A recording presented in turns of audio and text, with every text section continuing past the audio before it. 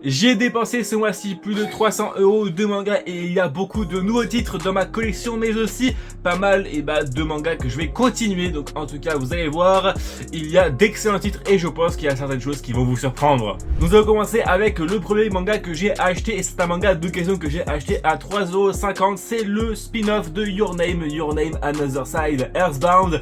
Je ne l'ai pas encore commencé parce que c'est en 3 tomes et je vais attendre de peut-être choper les autres mangas en occasion ou alors je vais peut-être les prendre en neuf. Mon objectif c'est d'avoir tous les mangas de Your Name et je pense que ça commence quand même plutôt pas mal. C'est sûrement l'un de mes films d'animation préférés japonais et franchement c'est juste incroyable, je vous le recommande. On va continuer avec deux nouveautés de chez Kurokawa avec le tome 2 de Partner 2.0. Alors c'est un manga qui est très sexuel avec beaucoup de sexe, donc ça parle un petit peu de sex friends qui se fréquentent, voilà, qui font du cul ensemble et on voit tout et c'est incroyable. Les lores des deux personnages commencent un petit peu de plus en plus à s'étoffer avec des relations qui pourront commencer. Bref, j'ai plutôt hâte de lire le troisième tome parce qu'il y a pas mal de choses qui va se passer et bref, je peux que vous le conseiller. Attention pour un public averti. On va continuer avec un manga alors avec beaucoup d'ecchi comme un petit peu le dernier, mais celui-là il n'y a pas de scène de cul hein.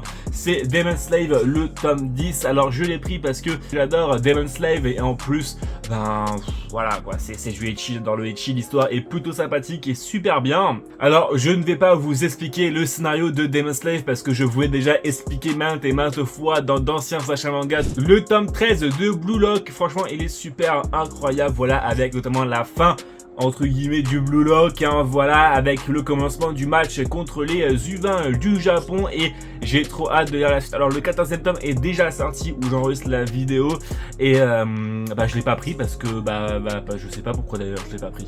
On va continuer avec le prochain manga, il s'appelle Abonnez-vous, voilà, donc n'hésitez pas à vous abonner comme le dit ce petit bouton et à liker la vidéo, voilà, voir tout 1000 abonnés, donc n'oubliez pas, aux 1000 abonnés je vous fais un petit concours des familles qui va je pense vous faire très plaisir, donc abonnez-vous et likez et de partager la vidéo. Bref, on va continuer avec le prochain manga pour de vrai. Deux tomes que je n'ai pas lu pour l'instant, c'est Shangri-La Frontier avec la promotion 48h BD que j'ai chopé à 3 € pardon. Et on va pas se cacher, la jaquette 48h BD est largement meilleure que la jaquette normale de Shangri-La Frontier. Et là j'ai gagné un concours, oui effectivement c'est possible de gagner un des concours des mangas et j'ai gagné le concours de chez Mana Books qui était Your Turn to Die, voilà, donc je suis super content d'avoir gagné ce concours. Alors je n'ai pas continué la série parce que je sais très clairement que je vais adorer voir tout ce qui est manga de licence animée et je kiffe de fou et j'attends que Zoé Tom sorte tout pour tout me faire d'un coup, donc c'est pour ça que je n'ai pas encore eu le tome 2 etc.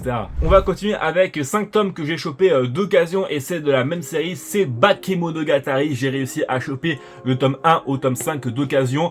Oui je sais, c'est très rare de trouver ça en occasion. J'hésite encore soit à lire le manga ou soit à regarder les Blu-ray, voilà, donc l'animé parce que j'ai tous les Blu-ray dans ma collection de Blu-ray. Voilà, donc Bakemonogatari, Nisei Monogatari, Kameki Monogatari, etc.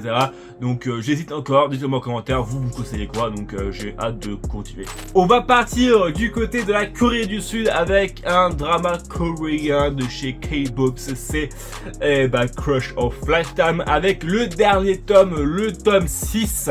Et c'est une pure dinguerie, voilà, donc ça parle un petit peu d'une fille populaire de la classe, voilà, qui tombe amoureuse d'un gars, mais ce gars-là n'est pas amoureux de elle. Elle va tout faire pour que le gars soit amoureux de elle et ainsi de suite, blablabla. Et franchement, c'est super bien, voilà, donc ça parle aussi un petit peu de l'harcèlement des réseaux sociaux et du danger des réseaux sociaux. Et ça, c'est plutôt pas mal. C'est un petit peu à l'image de Oshinoko sur ce côté-là de harcèlement un petit peu des réseaux sociaux. Donc franchement, c'est plutôt pas mal. Juste pour vous montrer, voilà, c'est super sympathique. Les dessins sont bien faits, sont simples, mais très bien faits. C'est en couleur, donc c'est parfait. Moi, j'adore tout ça et du coup, je vous le conseille. On va continuer avec plusieurs suites, notamment avec Chainsaw Man, le tome 12, avec la nouvelle jaquette Crunchyroll que moi je trouve particulièrement classe. Voilà, comme vous le voyez, j'ai reçu les jaquettes Chainsaw Man, mais aussi de Meishel. Alors j'avoue que Meishel, ça fait un petit peu bizarre, mais Chainsaw Man, franchement, c'est juste parfait. Je les trouve encore plus classe que les dernières de chez Kazé. Et alors, je n'ai pas encore lu le tome 12 parce que j'attends que les autres tomes sortent. Parce que Chainsaw Man, si tu ne lis pas tout d'un coup, t'es vite fait perdu et tu loupes quand même pas mal de détails. Donc je vais attendre que la suite sorte. Le le 8e tome de Couple of Cuckoos, voilà, qui est vraiment excellent, je vous le conseille. Pour moi, je préfère Couple of Cuckoos que Botobo no Ayayome. Attention, je sais qu'il y en a certains qui vont m'assassiner, mais bon, c'est comme ça. Et il y a notamment une nouvelle prétendante qui arrive dans ce manga, donc je vous le conseille. En plus, voilà, c'est une romance très chill, très fun à lire, donc je vous le conseille. J'ai hâte de lire le tome 9. Et la masterclass de la masterclass de The Eminence in Shadow, voilà, avec le son tome 8, voilà, qui est toujours une masterclass et qui continue d'être une masterclass à lui tout seul, donc je vous le conseille absolument. En plus, l'anime et le manga est moi pépitos. Une série qui m'a un petit peu déçu, et c'est un gros harem, et il y a aussi le mot harem dans son nom. C'est Worlds and Harem du tome 8 au tome 13, du coup du premier arc à l'arc 2, voilà.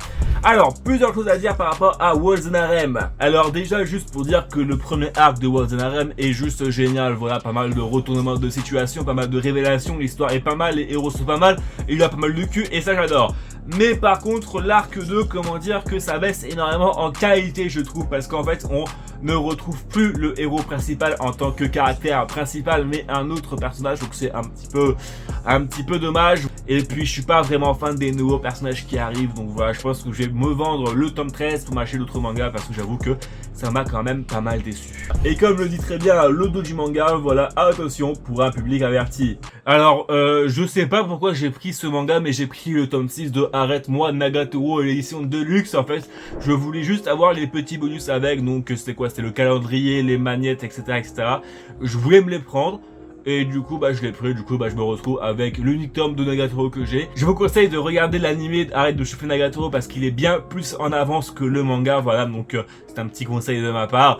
Je pense que je vais réellement vous surprendre, j'ai réussi à trouver ces mangas en occasion à 3,50€ le tome, et je pense que ça va réellement vous surprendre. C'est de chez Glénat et c'est Sakamoto Days, j'ai réussi à les choper en occasion. What the fuck, je m'y attendais absolument pas, j'ai vu ça en occasion, j'étais en mode... Je prends. The Dark Saint, un manga qui vient juste de commencer, voilà, donc on est au tome 2, et en plus, voilà, la waifu encore magnifique, voilà, je sais, je suis doué pour trouver des waifus magnifiques.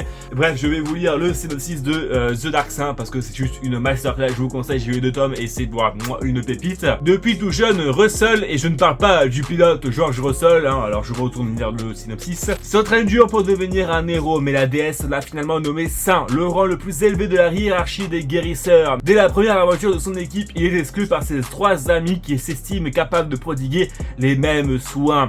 En rentrant dépité dans son village, il rencontre la belle et mystérieuse Sibylla qui lui dit: veux-tu de la force? Alors qu'il est au loin des abois dans un nouveau donjon, Russell libère l'énergie illimitée qui sommeille en lui grâce au pacte qu'il a conclu avec Sibylla.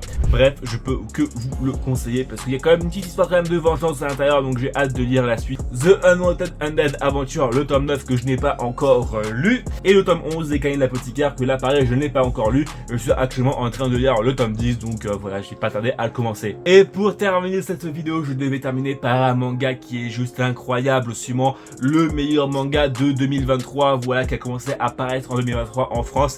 C'est New Normal. Alors c'est un manga qui s'inspire du Covid-19, voilà. En gros, c'est un monde où il y a encore une pandémie, voilà, où les interactions sociales sont quand même assez limitées, et le simple fait de voir la bouche d'une personne est signe de fantasme. Et vous imaginez bien, notre héros principal va voir la bouche d'une fille, et du coup il va se passer une histoire de romance entre lui et la fille, et il y a d'autres prétendantes qui vont arriver dans le manga. Vous allez dire ouais, mais il y a beaucoup d'ecchi à l'intérieur. Non, il n'y a pas beaucoup d'ecchi, donc je vous le conseille, et ça va plaire je pense à pas mal de personnes, parce que c'est une situation qu'on connaît déjà, et du coup on s'affilie très vite au personnage principal, et ça c'est très bien. Et ça nous fait poser comme question quand même, qu'est-ce qui serait passé si le Covid aurait continué, et si la distanciation sociale aurait encore continué aujourd'hui. Donc je peux que vous le recommander. Voilà, c'était en 2 tomes aujourd'hui, donc bref, masterclass garantie. Bon voilà, en tout cas c'est tout pour mon achat manga de ce mois-ci. En tout cas, n'oubliez pas de liker et de vous abonner. On se retrouve pour une prochaine vidéo.